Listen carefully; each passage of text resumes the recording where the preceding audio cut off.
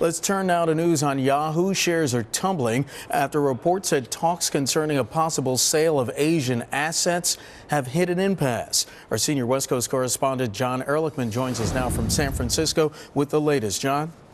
Good afternoon, Mark. And you can see the reaction in the stock price of Yahoo. Of course, the backstory on all this is that there was this big expectation that Yahoo was pushing ahead with the sale of its Asian assets, those assets being its 40% stake in China's Alibaba and the Yahoo Japan business. Now, AllThingsD reported not too long ago that those talks are now off. The New York Times has also reported the same, and our team here at Bloomberg is trying to confirm the story.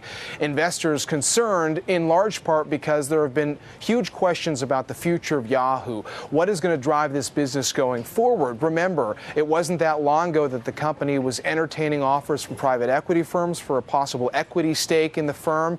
Some shareholders didn't seem that keen on that strategy, and so what seemed to push forward was this idea of getting rid of some of the Asian businesses and then instead focusing on the business here in the U.S., the traditional Yahoo business. As for what may have gotten in the way of these deals or these deal talks between Alibaba and Yahoo, at this point we can't say, but we do know that any transaction would have been somewhat complicated. A lot of people talked about the possible tax bill that Yahoo would have to pay in getting rid of its Alibaba stake. Remember, when they acquired it, it wasn't worth as much as it is now. So would there have been a huge capital gains tax? And to offset that, could they have taken some assets back?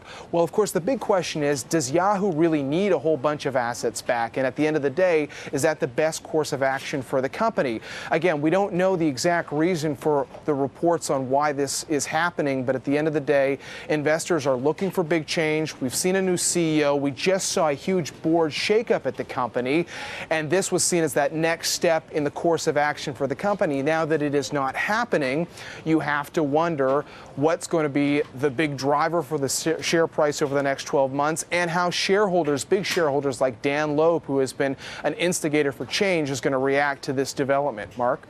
All right, Jon Erlichman joining us from San Francisco. Jon, thanks.